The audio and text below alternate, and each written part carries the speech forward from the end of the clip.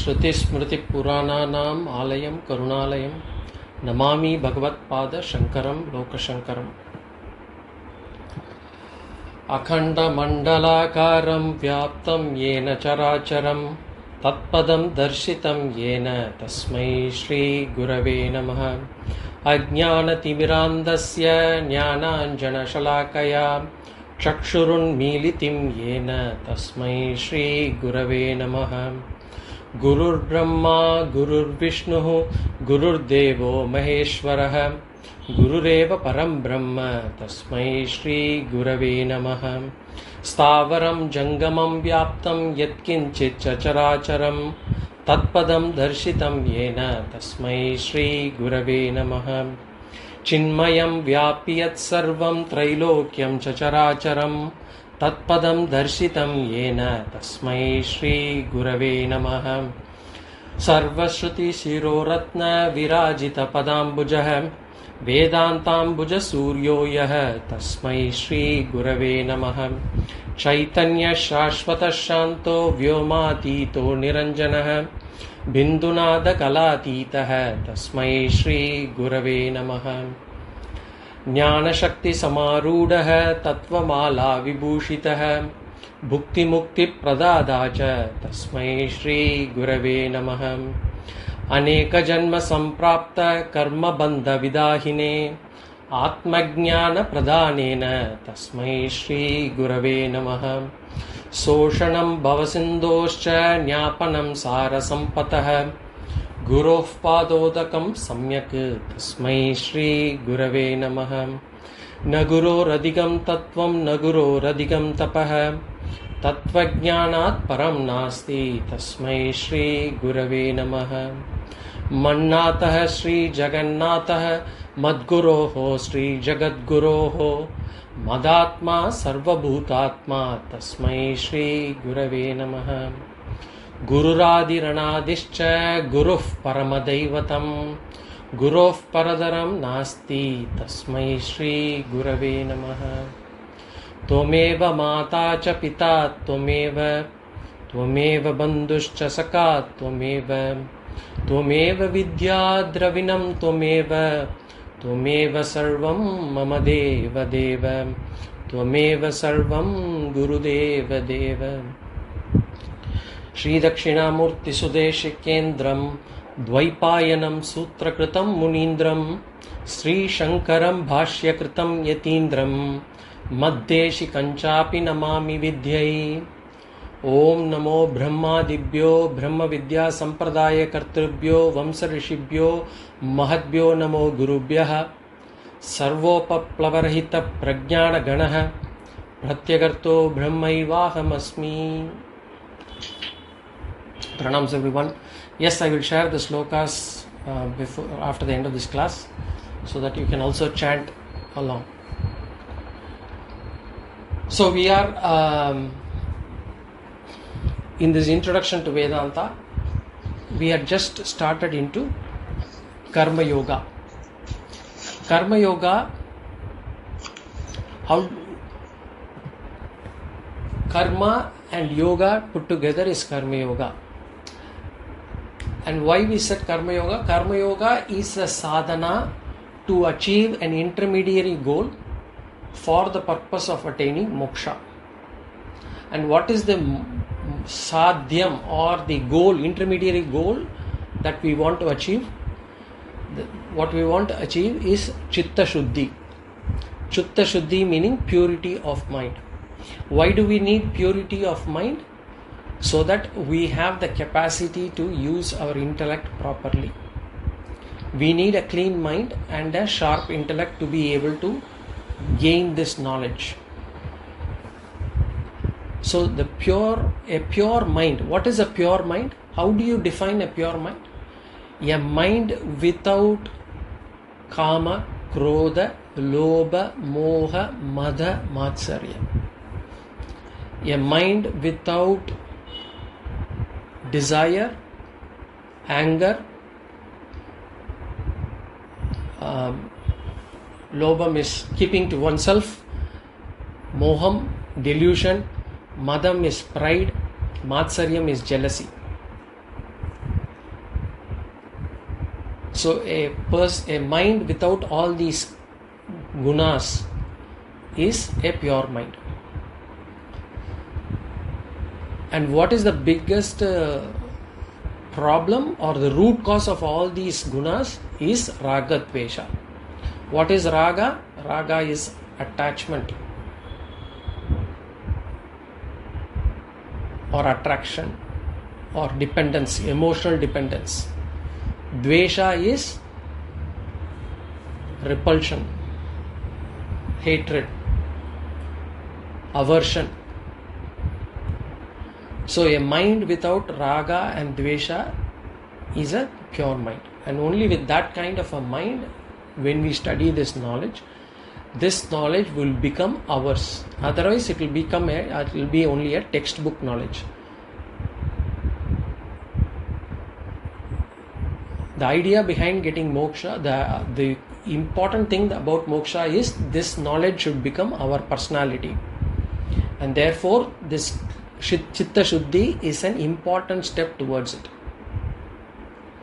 And we saw sadhana is a course of action or a course of discipline that we follow to attain a goal. The goal is called as sadhya. The person who does that is a sadhaka. And we were talking about karma yoga. Karma yoga is the first bit of sadhana. Remember, this is step 1. The step 0 of the sadhana is to follow the samanya and visesha dharma of the person. Of a person, everybody will have to follow their samanya dharma and visesha dharma. That is step 0. And then the step 1 becomes karma yoga. I said yoga has come from the word yuj. It's got many meanings. One is joining, to combine or unite, and it is uniting the sadhaka and the sadhya. And what unites the sadhaka and the sadhyam? It is the sadhana. So karma means what? Karma is an action. Action to be converted into a sadhana is called as karma yoga. Normally we act, we do everything that we do is an action. I speak, it is an action. You listen, it is an action. I sit, it is an action. I stand up, it's an action. I drink, everything is a action. Everything is a karma. But if I am able to convert that action into a sadhana, then it is called as karma yoga. And when I am able to convert that action into a sadhana, I get a benefit. That benefit is called as Chitta Shuddhi or a Raga Dvesha Rahita Manaha. So, karma, as I said, it means action. In other words, it's also called as Samanya Cheshta. Any action that I do, walking, drinking, sleeping, talking, everything is an action. Karma has got also another meaning. It is also refers to an object.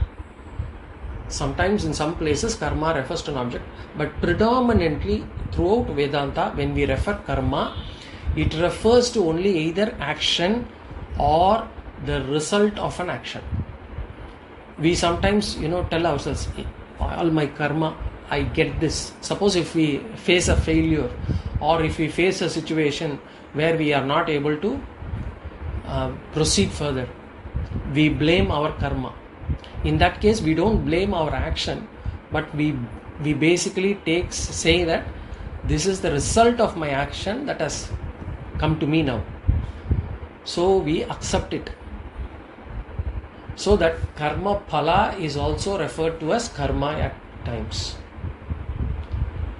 Here when I say karma to be converted into an yoga, karma to be converted into a sadhana, then that karma, that action should be a proper action.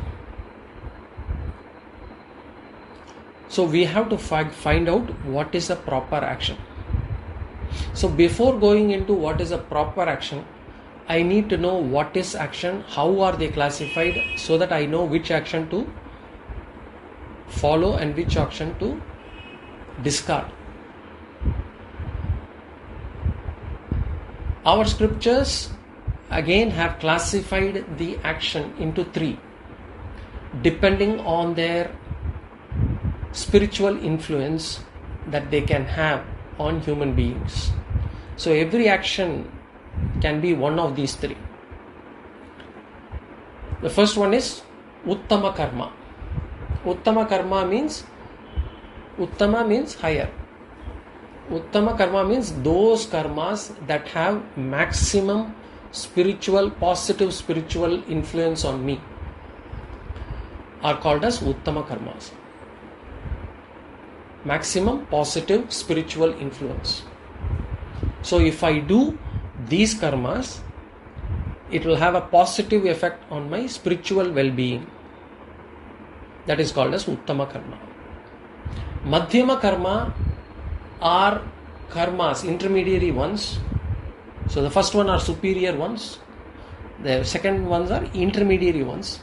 Those karmas which have got limited or probably nil spiritual influence on me.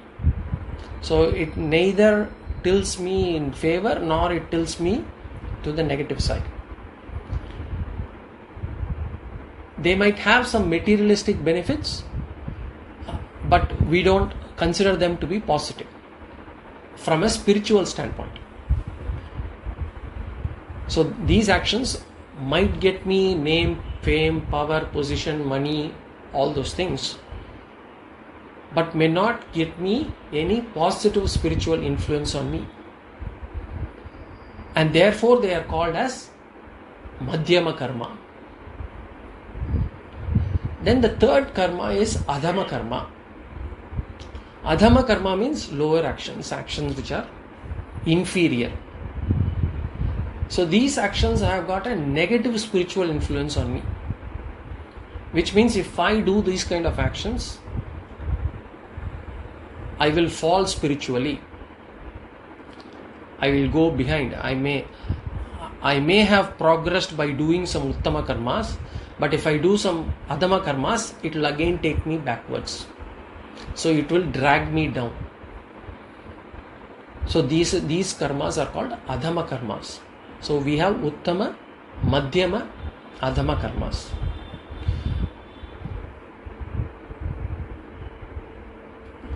Now let's try to see what are these karmas. What are Uttama Karmas, what are Madhyama Karmas, and what are Adhama Karmas. Uttama Karmas are superior actions. These are the best actions that we can do. There is another term for this Uttama Karmas, and that is called as Sattvika Karmani. We have already seen Sattvika Guna. We saw that Sattvika Guna when we discussed about Varnas.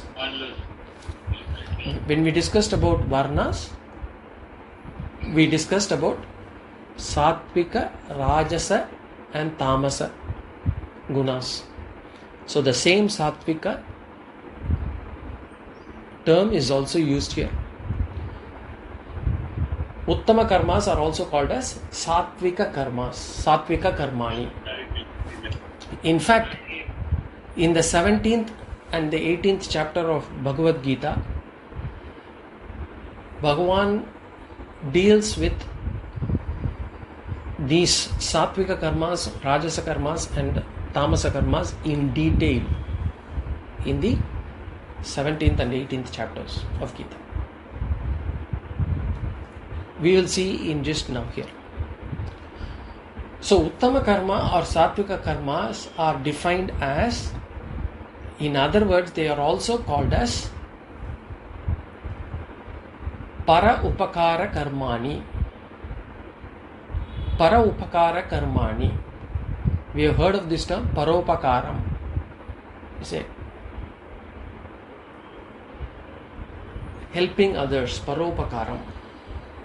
So all these actions these sattvika karmas or this para upakara karmanis will help maximum number of beings, where we will help or contribute towards others' well-being without expecting anything in return. Those are called as para upakara karmani. In fact, there is a subhashitam. Para upakaraya vahanti nadyaha, para upakaraya duhanti gavaha, para upakaraya phalanti vrikshaha, para upakarartam idam shariram. So what it says is basically the river flows and river gives water, and it helps it helps for the people around, in and around the river. It doesn't do it for itself, it helps others. Same is with the cow. The cow gives milk, and from the milk we get so much benefits. We get curd, buttermilk, ghee, all those things. So the cow again gives it for others. And similarly, the flower, the trees bore vegetables and flowers. These trees are again, it is trying to provide for others. In a similar manner, this body has been given by Ishvara for us to help others. Paropakaram idagum shariram, we say. So this kind of karmas are called as uttama karmas. They will give us maximum spiritual benefit out of it. So what is a uttama karma? Uttama karma is where I give more and take less. Greater is my giving, the greater I will grow.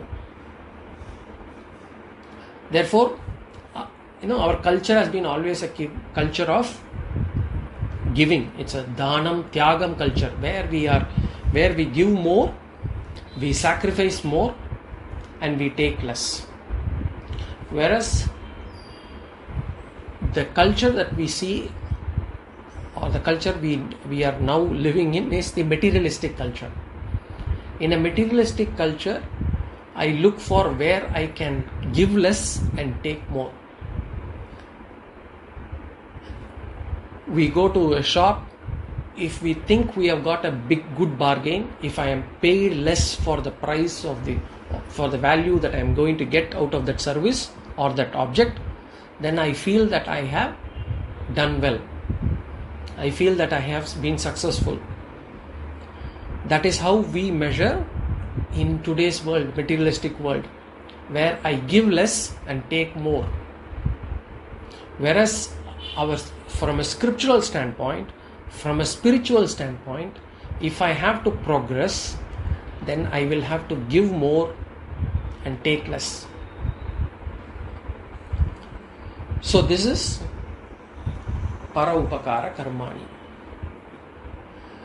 So when I give someone, if I am expecting something out of that in return, saying that if I am actually helping them, this person is going to help me back, or this person is going to favor me in something else when I actually go back to him at a later date, or if this person, I expect him to give me, be grateful to me, or he will be thankful to me, or if he is going to appreciate me, then those things are not called as sattvika karmas. A sattvika karma is done without any expectation.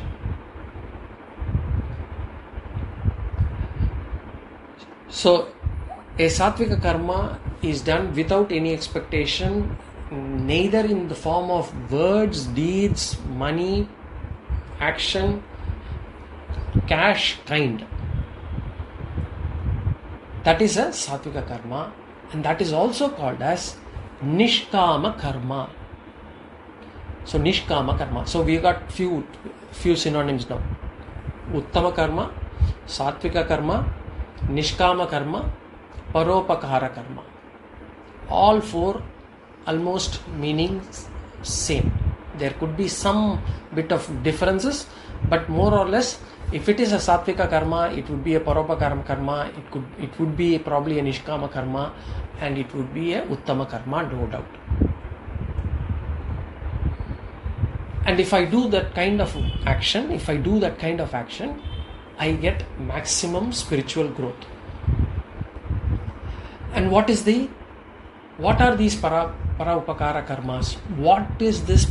What are the actions that I can do to qualify myself to say that I am doing this sattvika karmas? I think that is one of the question there. If that is the question, we have the answer here. The first one you have to understand is, for a grihastha, this karma yoga is prescribed. This karma yoga is prescribed for the grihastha, or predominantly, or in other words, a grihastha should do predominantly karma yoga followed by upasana and jnana yoga. And for a vanaprastha, it is predominantly upasana yoga followed by jnana yoga and karma yoga. And for a sannyasi, it is predominantly jnana yoga followed by upasana and karma yoga. So, for a grihastha, as part of this karma yoga, there is a fivefold yajna that is prescribed by the Shastras. This fivefold yajna, normally when we say yajna, people will think that it is a fire ritual where I have to bring a Purohit and I have to offer some oblations and I will have to generate fire and offer ahutis in the form of ghee and other things. That is definitely called an yajna, but there are also other terms. Wherever there is an offering, wherever there is some bit of sacrifice, it is called also as a yajna. So yajna, here we are talking about Panchamaha yajnas, fivefold yajnas. And in these fivefold yajnas, I will be contributing to the welfare of the world. The first one is called as Deva Yajna. Deva Yajna means remembering the divine, worshipping Bhagavan, worshipping the Ishwaras, worshipping the natural forces. It is called as Deva Yajna, where I worship and pray Ishvara. That is called as Deva Yajna. At the end of the class, I always recite this. That is also part of Deva Yajna.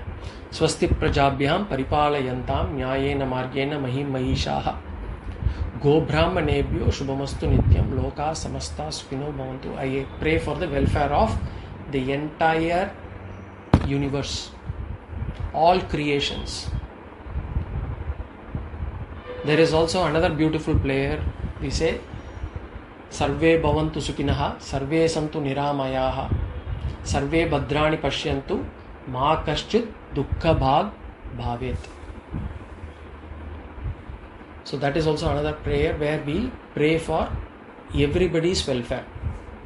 So we say, may everybody be happy. Sarve bhavantu sukhinaha, sarve santu niramayaha. May everybody be free from diseases, any kind of disease. Sarve bhadrani pashyantu. May everybody have good luck. Ma kaschit dukkha bhag bhavet. And may none fall on evil days. May nobody have any bad day.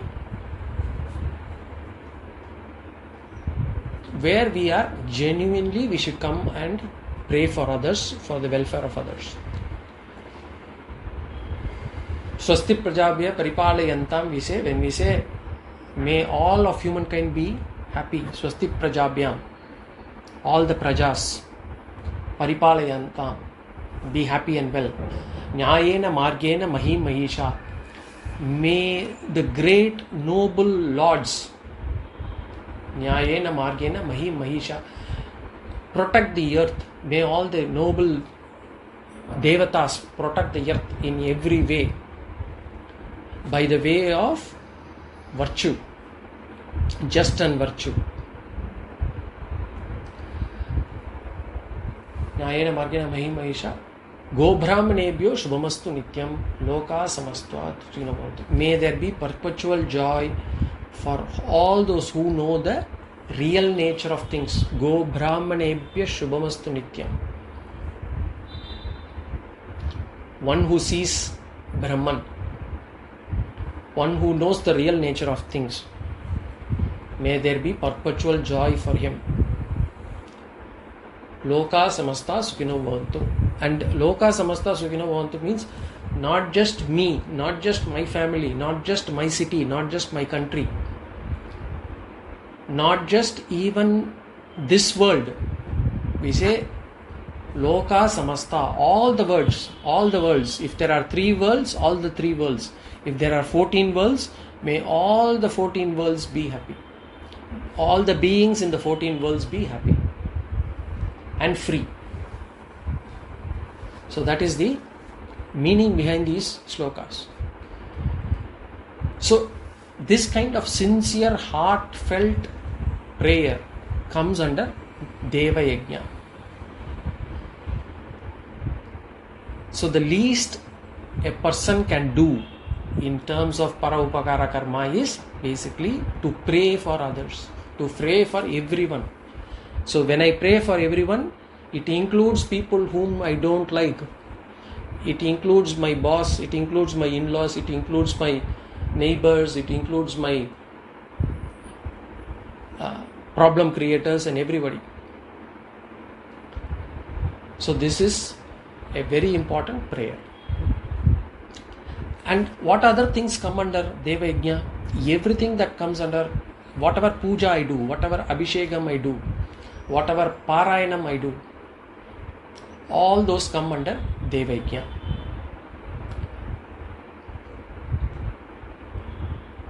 And why is Deva Yajna important?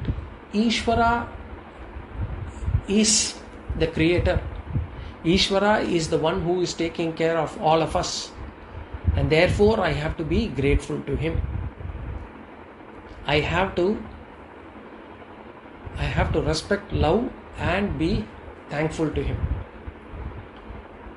And there is also this question, that comes in, why do I need to waste milk and water and whatnot in form of abhisheka or puja, if only we can actually give it to others? The thing that we need to know is, whatever I am offering to Ishvara, I am offering it to the entire creation. If I offer it to Ishvara, he will take it to the entire creation. So if I am actually going to help somebody, I am going to help that person when I am doing it. But when I am actually offering it to Ishvara, I am basically offering it to the entire creation, and it will be Ishvara's responsibility to take it to the entire creation depending on individuals' requirements and individuals whatever they deserve.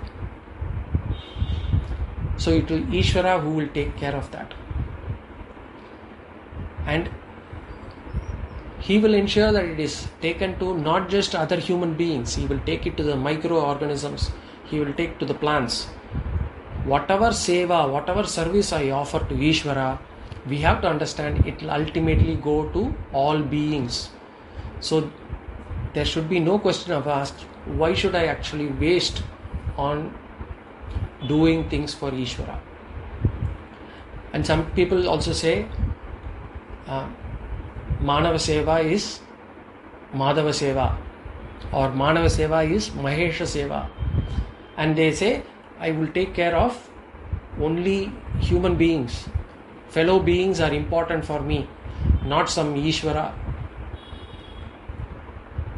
And not only that, they might follow this, they will also look down upon our religion, our culture. They say, why are you wasting your time going to temples? And they take some kind of a moral high ground, saying that we are doing some service, you are doing some useless puja. They will try to belittle us.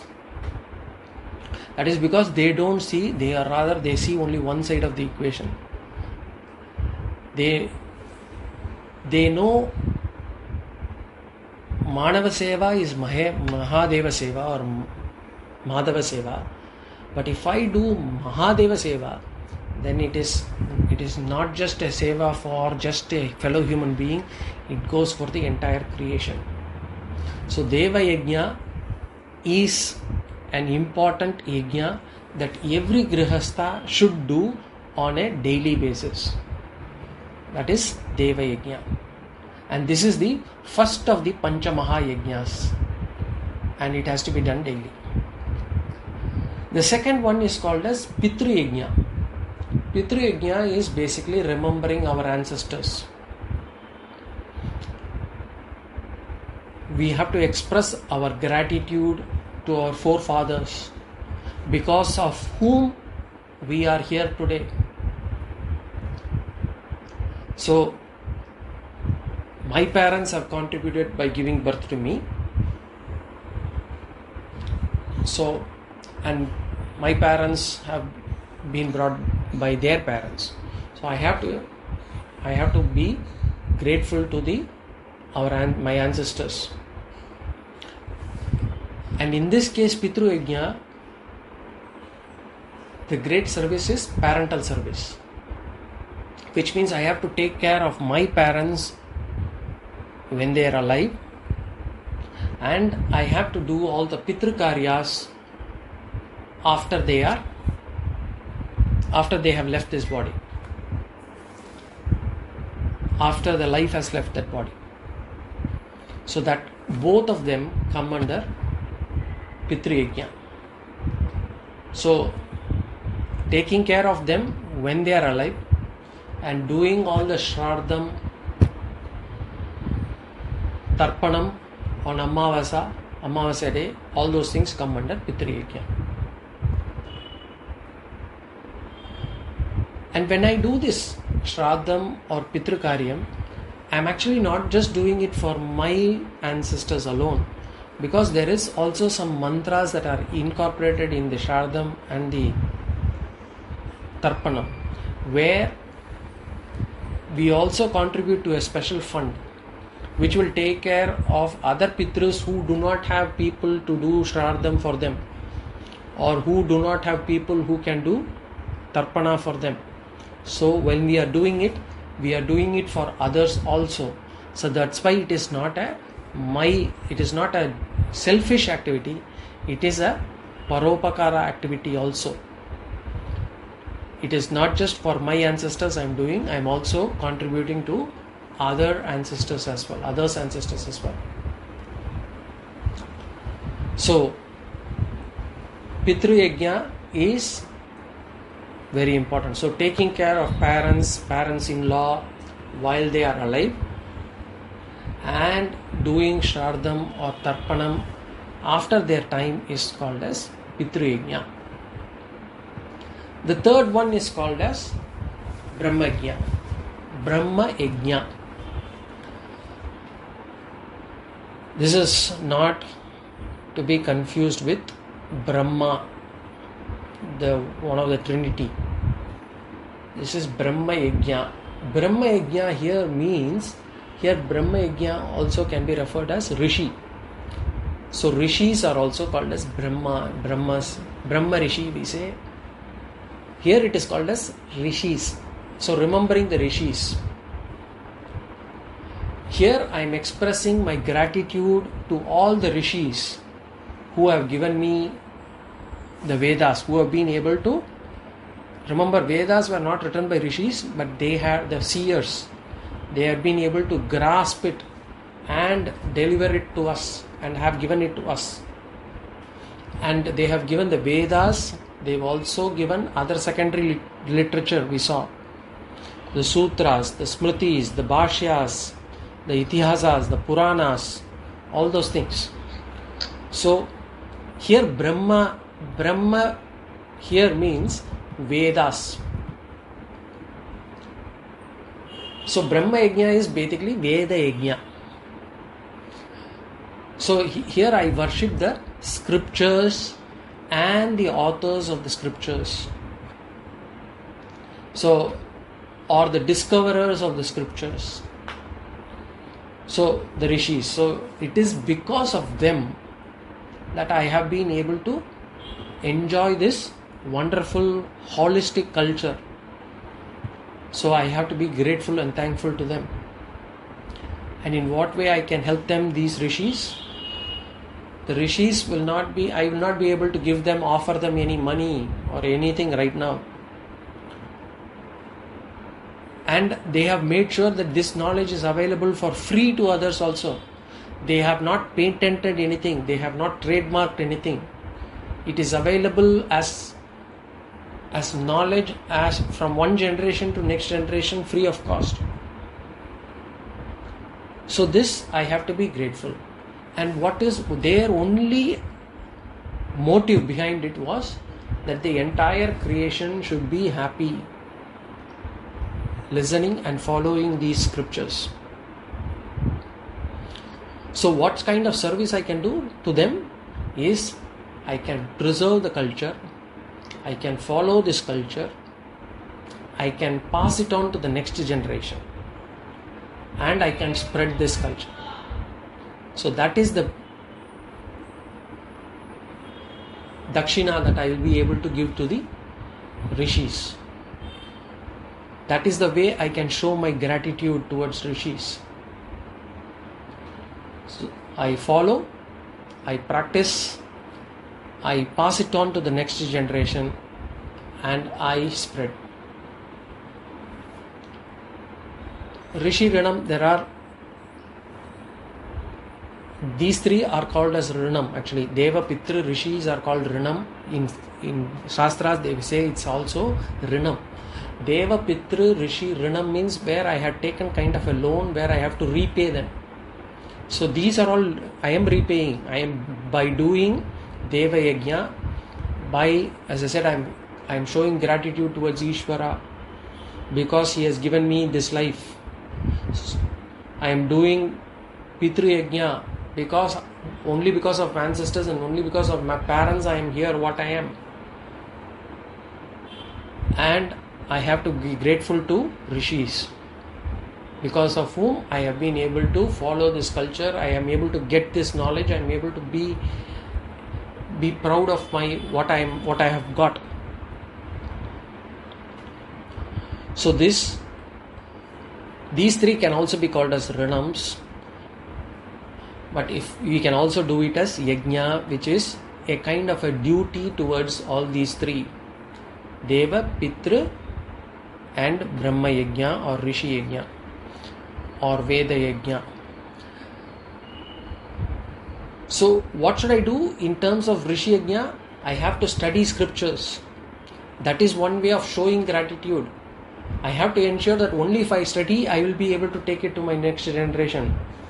Everybody has got a responsibility of taking this to the next generation. It is not the responsibility of only the Vedikas and or today's words, if I say Purohits and the Shastrigals. It is not just the responsibility of those individuals to take it to the next generation. Reading, understanding scriptures is responsibility of every individual. And every individual should be able to understand and be able to take it to the next generation. So scriptural learning comes under Brahma Yajna. There is, and scriptural teaching is also comes under Brahma Yajna. Remember, there is a difference between teaching and preaching. What we undergo right now is a teaching. Teaching is much more structured, whereas preaching is about we can have some stray discourses, some unconnected topics being brought in at various times. Say there is a satsanga, I go to a satsanga, I listen to some discourse on YouTube, I listen to some other discourse on somebody else on some other subject. These are come under preachings because I am able to get something, but I am not able to make a proper understanding, an end-to-end understanding without any gaps in it. Whereas teaching means I go from a structured manner, I start from A to Z, we try to build blocks and try to connect them. So scriptural teaching also comes under Brahma Yajna. So in teaching there is some kind of a development, there is a connection between every topic, and every idea should be supported through scriptures. We should have pramanas for it. Nothing should be just because the person likes that to be told, or it is coming from his or her own understanding. There should be scriptural reference to whatever is being said. That is called as a pramana. Pramana word we will again I'll explain in a few classes, in later classes, what is pramana. Pramana means reference. For now we can keep it as reference. Another meaning for it is instrument, we can say. So, and the ideas have to be whatever teaching is done, it has to be supported through scriptures, logic or experience. It should not be away from any of these three. In other words, we call it as Shruti, Yukti, Anubhava. Any scriptural teaching should follow Shruti, Yukti, Anubhava. That is, Shruti means what Vedas are called as Shrutis. Shruti, Smriti, Purananam. We have already seen that. So it should not be against Vedas. It should not be against Yukti, logic, and it should not be against experience, Anubhava. So teaching is systematically presented, is called teaching. Preaching is more to inspire people. I listen to one lecture from one particular person, one particular day, I get inspired. It will definitely inspire us. But scriptural study here means not just listening to these preachings. Scriptural study means serious study of the scriptures, which is to go through the teaching. It is just like if I have to build a house, somebody brings me, I say I need these things to be built a house. So somebody brings bricks, somebody brings cement, mud, water, and then they place it. It doesn't become a house. For it to become a house, then I will have to construct them systematically. I will have to mix them, I will have to apply them, I will have to build them one by one, the wall, and then the wall becomes the house. So in similar manner, when we talk about teaching, it has to be, you have to understand that it is like a beautifully constructed house. So Brahma Yajna means we have to understand that scriptures from a teacher and not from a preacher. So we have to do a systematic study. So systematic study comes under Brahma Yajna. And that's why you had those Gurukula Sampradaya, where it was, Sampradaya means what? Sampradaya means a tradition. A Sampradaya means tradition. Tradition means what? They will have syllabus, they will have structure, they will have proper exams, they will go through a series, they will have levels, and they will teach it one by one. So we will have to similarly, in a similar manner, we should be able to do scriptural study in a systematic manner. And why do we need to study scriptures? Because whatever we are following, we should have some conviction in it. And conviction can come only if we have knowledge on it. Unless I have got conviction, I will not follow a lot of things. So scriptural study is important for me to get that, bridge that gap between Shraddha and knowledge. Initially I will start with Shraddha, but I need to bridge that gap with knowledge. only then my conviction will be there, and only then I will be able to follow that. Only then my intellect will allow me to follow that. So scriptural study is called as Brahma Yajna. So 3. Deva Yajna, Pitru Yajna, Brahma Yajna. Now the 4th Yajna is Manushya Yajna. Service to human beings. All forms of social service come under this. So running orphanages, helping old people,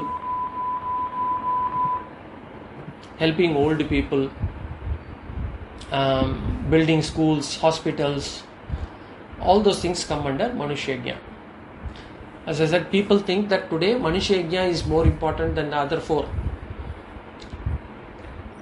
Our Shastras are very clear, all 5 of them are equally important. So Manushya Yajna can never be a replacement for any other Yajna. With Manushya Yajna, we have to handle other Yajnas also. The last one is Bhut Yajna. And when we say Manushya Yajna, it is not to just to my people, not to my family, my relatives, my friends. It is to help others, other human beings, fellow human beings, who may not be related, who may not be known to me.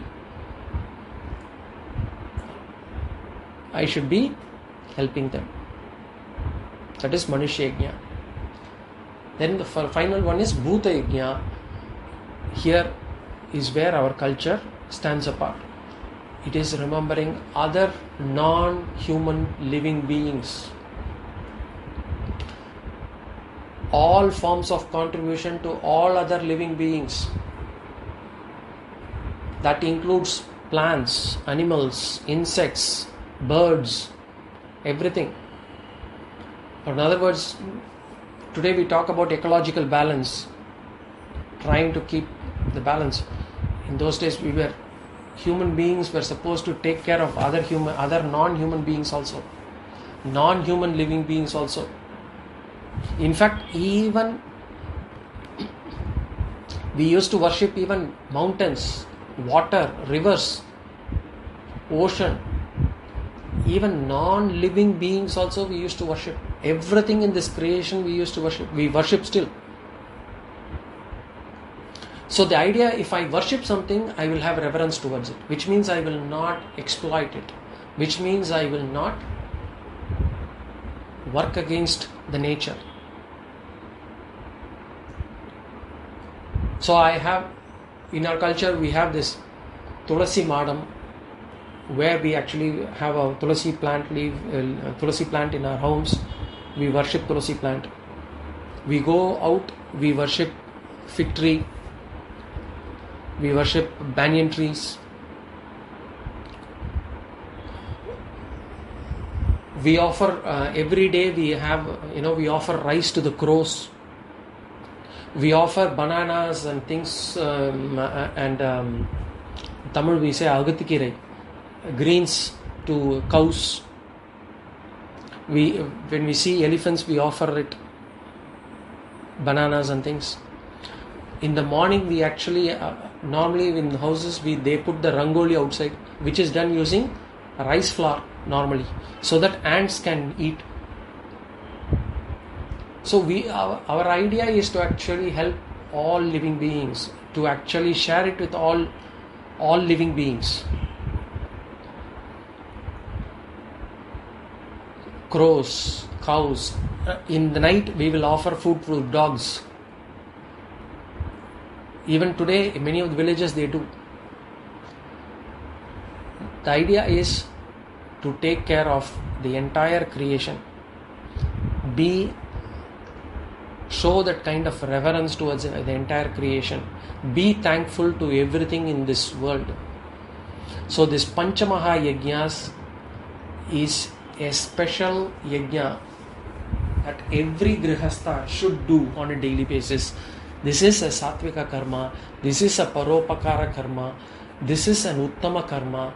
This will help me grow spiritually. And when I do this, all of these, I do not expect anything in return. I do not expect ants not to bite me when I offer that rangoli to that ant. In the same manner, when I do some service to a human being also, I should not expect that human being to show some gratitude or to give something back in return.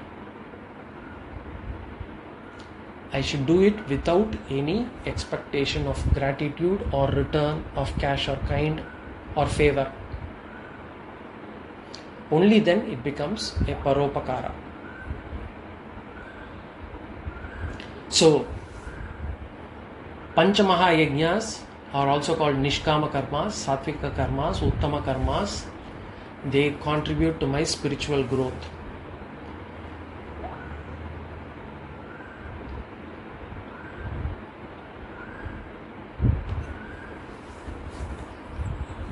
There are people who do Sandhya Vandana. Sandhya Vandana comes under Deva Yajna. So every day Sandhya Vandana comes under Deva Yajna. In case if people have any question on that, there is something called Brahma Yajna also that is done. After Sandhya Vandana, there is a Madhyanika. Then there is a Brahma Yajna that is supposed to be done on a daily basis. That Brahma Yajna comes under Rishi Yajna, Rishi and Pitru Yajna. So this Panchamaha Yajnas are important and need to be done on a daily basis. Then there is the second one which is called as Madhyama Karmas. Madhyama Karmas are actions which are neutral. They are, which we will see it in the next class. I will just take a look at the questions.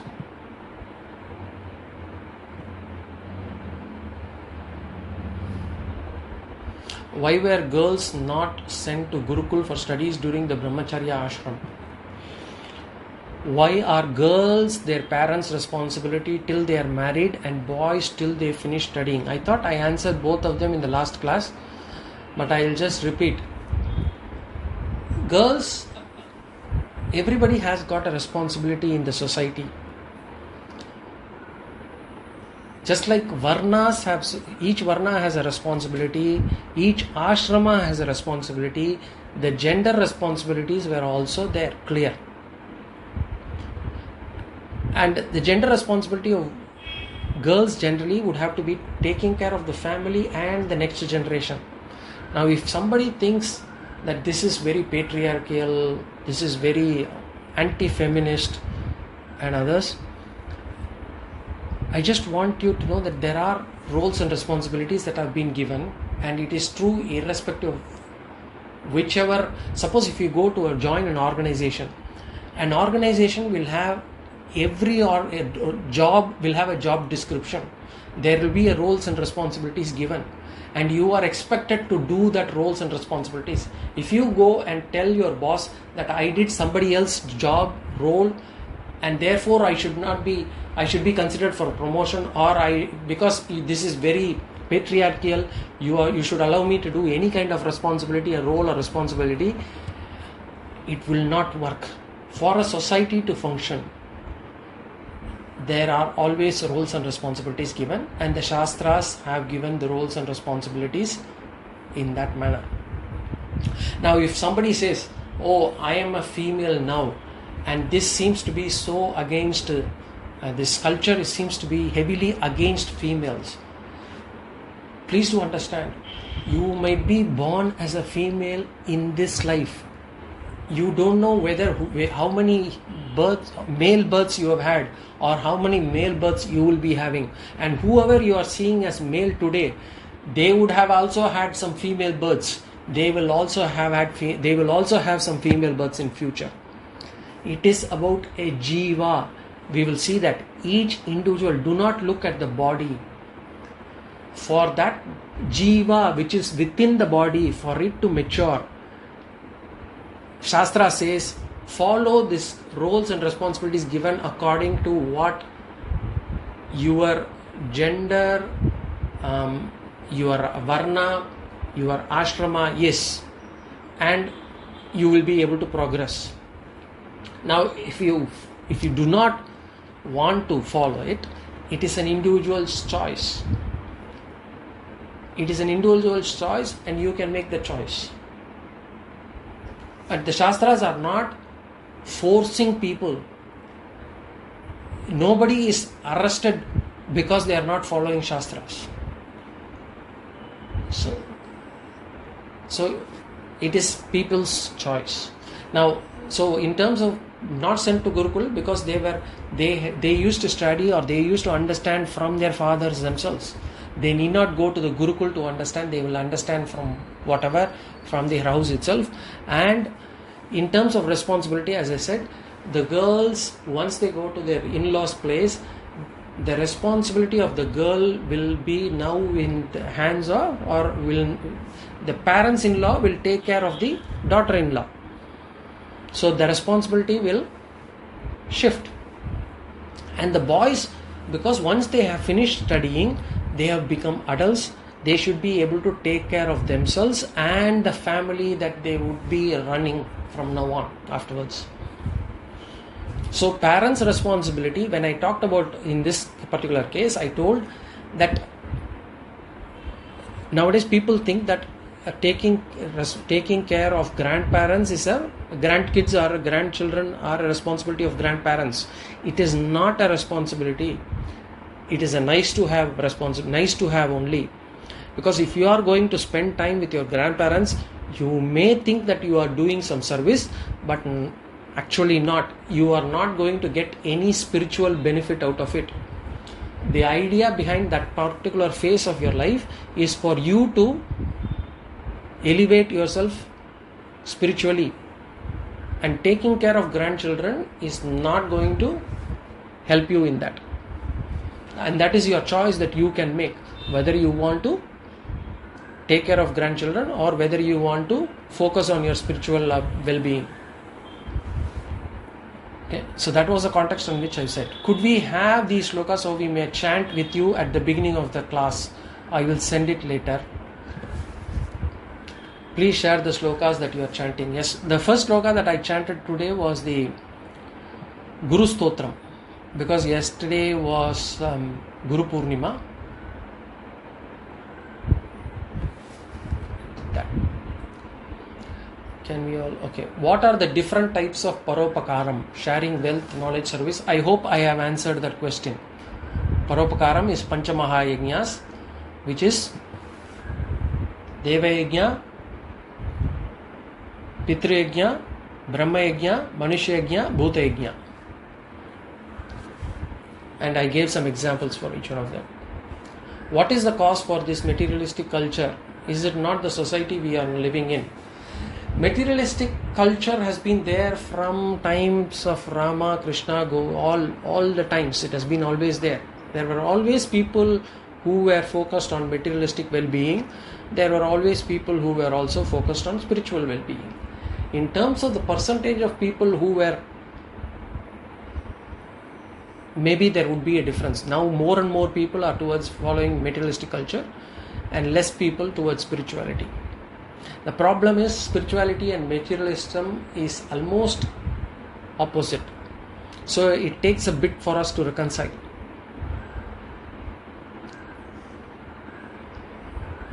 So it is the culture, it is the society, it is the Sangha that we keep. See, generally it is also a lot of things with regards to spirituality, the focus is given on the Sangha. If you are in Satsanga, you will be able to grow spiritually. If you are in the wrong Sangha, then our mind will get attached to all these materialistic benefits. So it is the kind of company that we keep in. So even today in this world, there are people who are spiritually focused, and there are lots of people who are materialistic focused. So if we are able to keep in company with those people who are spiritually focused, we will be able to move up spiritually. Rishi Rinam Ranam. What are the actions that we can do as part of Pitru Yajna every day? Taking care of parents. if they are alive, taking care of parents and parents-in-law. And when I say parents-in-law, I mean for both the sons-in-law as well as the daughters-in-law.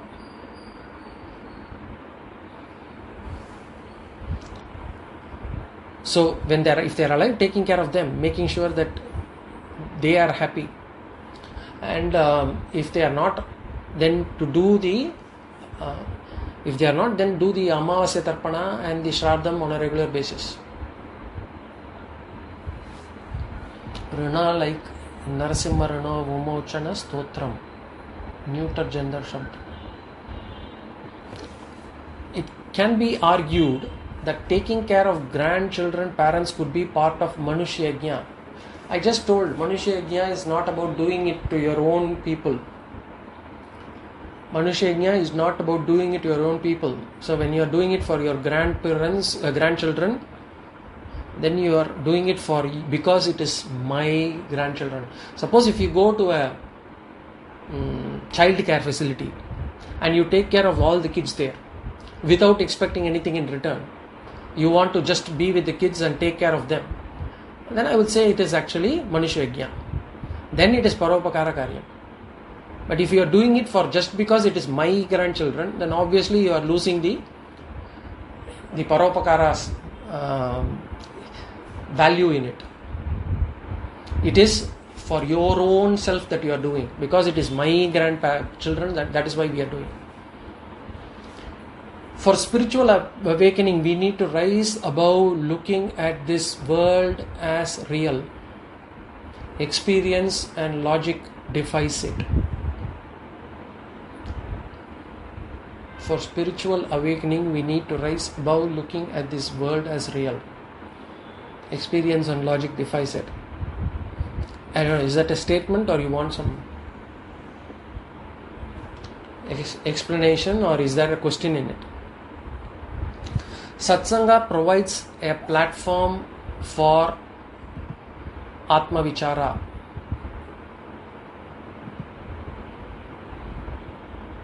Okay. Satsanga provides a platform for Atma Vichara. Atma Vichara, seeing the world as not real.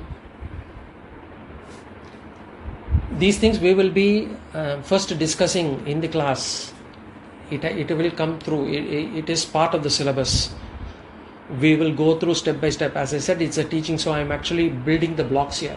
Before we come to the stage where we are talking about Atma Vichara, or to say that the world is not real, Jagat Mithya, all those concepts we will be discussing, but we will have to do some basic understanding of other concepts before we get there. So we will discuss that. I am still struggling to understand the idea that this world is an illusion. We will get there. We will discuss about the world being an illusion or not in future classes. We are now only in the initial.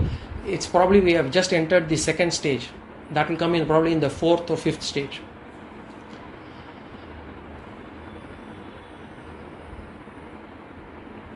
Okay. Illusion is reflected in the fact that whatever seemed to say that we are successful actually does not provide eternal happiness. So it must be illusory. I think it is a statement from you, Ashirji. You don't want me to explain anything on that, right? In the Vedic period, there were many women who were contributors like Gargi. Often it is argued that Manusmriti has curtailed the independence of women. Although ours is a physiologically designed style of living, this above idea propagated in today's world sometimes seems practical. Not my strong opinion, it's often a discussion. Would like some clarity on this whenever possible.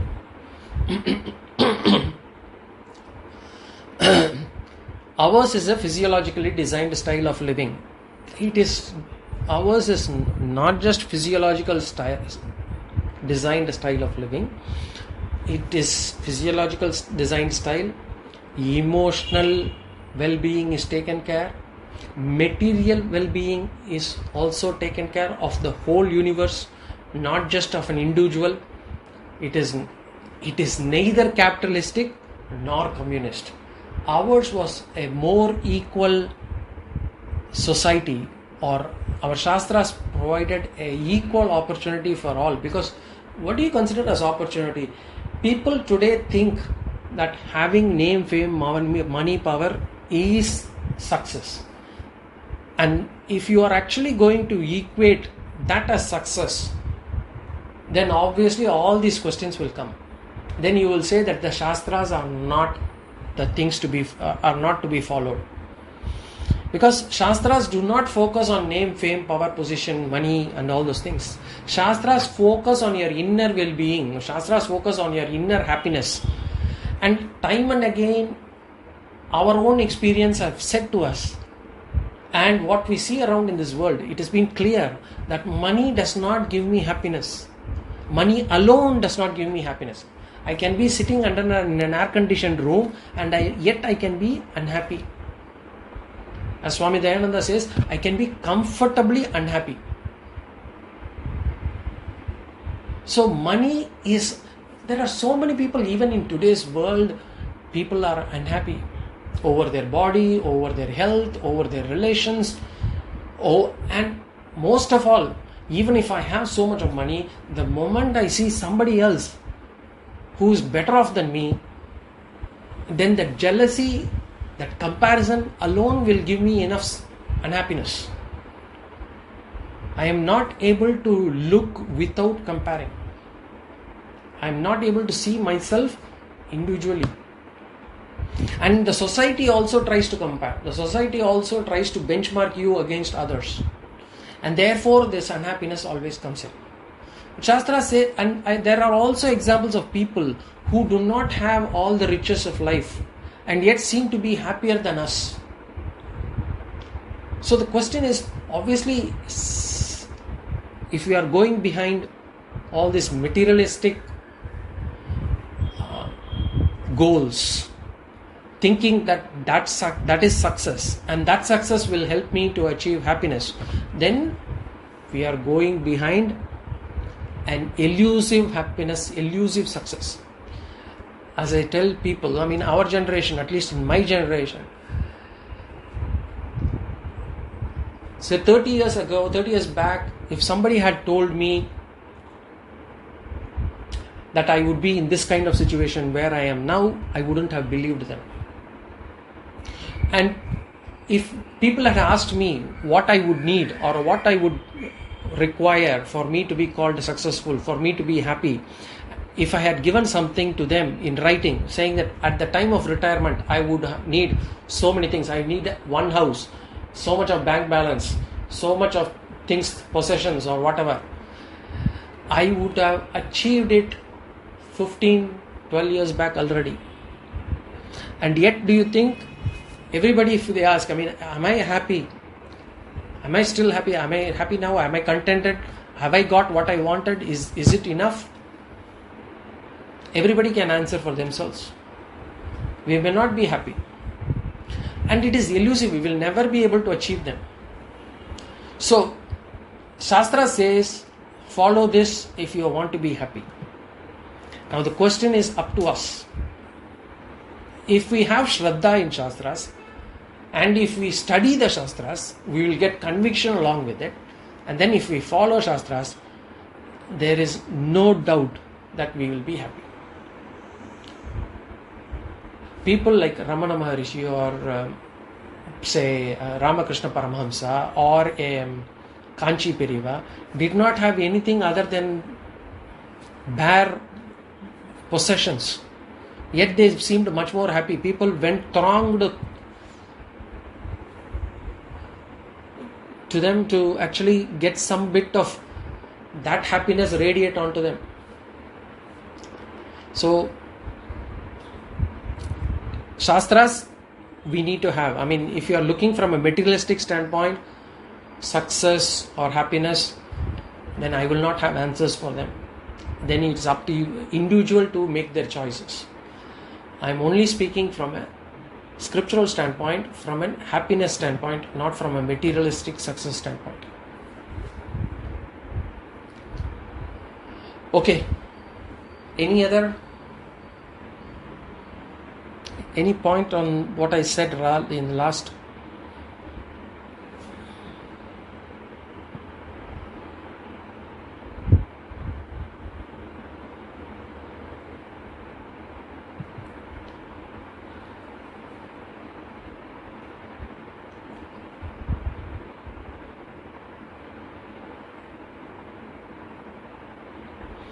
So, I mean, Manusmriti is what is popularly currently Sriram to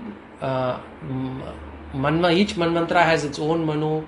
Which Manusmriti? The Manusmriti that we have today, which is Vaivasvata Manvantara. This is a Vaivasvata Manvantara. This Manusmriti is what we are talking about. Obviously, there are some controversy around that. I don't want to go there. I have already tried to answer that. One of the controversies was whether the different varnas were superior or inferior. I have already answered that in one of the classes. But to blame the Shastras or to call the Shastras are probably not relevant today. To say that the Shastras have lost their relevance, we can have our opinion, but it is not the fact. I'm not saying you have to change your opinion, but the fact is Shastras are still relevant, and if you follow Shastras, you're bound to get happy. But we would want to, for us, we think all the Arthakamas are the ones that will give me happiness. I am not happy until I get so much money in my bank, or I am not happy until my net worth reaches this much. I am not happy until I buy that house. I am not happy until I have that possession. I buy that car. I am not happy until I get that person in my life. So all these things this is how we actually measure our happiness. Shastra says Arthakama have some deficiencies, doshas. We have already seen that. We saw Dukkham, Atripti, Bandham. It is for us to actually do our own analysis and arrive at things. Okay, I have gone beyond the time now. I'm waiting. Somebody's. Jaya, you're typing. Anything else? Okay.